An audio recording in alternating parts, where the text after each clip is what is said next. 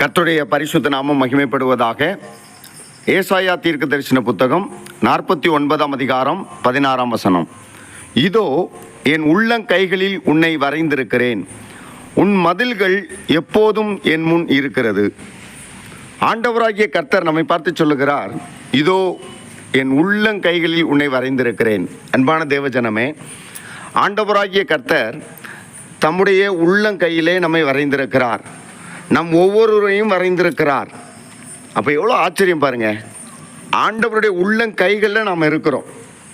அவர் நம்மை எப்போதும் பார்த்து கொண்டே இருக்கிறார். நம்முடைய செயல்கள், நம்முடைய சிந்தனைகள், நம்முடைய வாழ்க்கை, நம்முடைய வழிகள் அனைத்தையும் ஆண்டவராகிய கர்த்தர் பார்த்து கொண்டே இருக்கிறார். அதே நேரத்தில் அந்த வசனத்தை தொடர்ந்து வாசிக்கும் பொழுது, உன் மதில்கள் எப்போதும் என் முன் இருக்கிறது.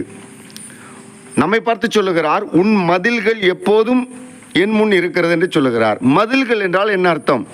ஏசாயா தீர்க்க தரிசன புத்தகம் 60ஆம் அதிகாரம் 18ஆம் வசனத்தை வாசிக்கும் போது, உன் மதில்களை இரட்சிப்பென்றும் உன் வாசல்களை துதி என்றும் சொல்லுவாய் என்று எழுதப்பட்டுள்ளது.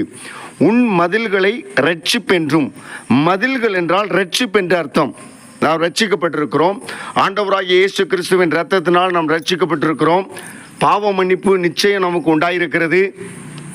ரட்சிப்பு ஆண்டவருக்கு முன்பாக இருக்கிறது. அப்படியானால் ரட்சிக்கப்பட்ட அனுபவத்தோடு நாம் எப்போதும் கர்த்தருக்கு முன்பாக நிற்க வேண்டும். நமக்கு ஒரு விசுவாசம் உண்டு. நிச்சயமாய் கர்த்தருடைய கரத்திலே நாம் இருக்கிறோம். கர்த்தருடைய கரத்திலே பயன்படும் பாத்திரமாக இருக்கிறோம்.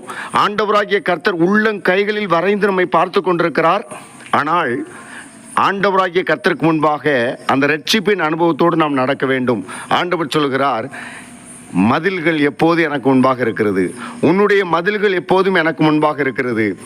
நம்முடைய ரட்சிப்பை கர்த்தர் பார்த்து கொண்டிருக்கிறார். ரட்சிப்பின் அனுபவத்தில் நாம் நிலைத்திருக்கும் பொழுது ஆண்டவராகிய கர்த்தர் தம்முடைய கரத்தில் எடுத்து நம்மை பயன்படுத்துவார். அவர் எப்போது நம்மேல் கண்ணோக்கமாயிருக்கிறார், நம்மை ஆசீர்வதிப்பார். ஆமேன்.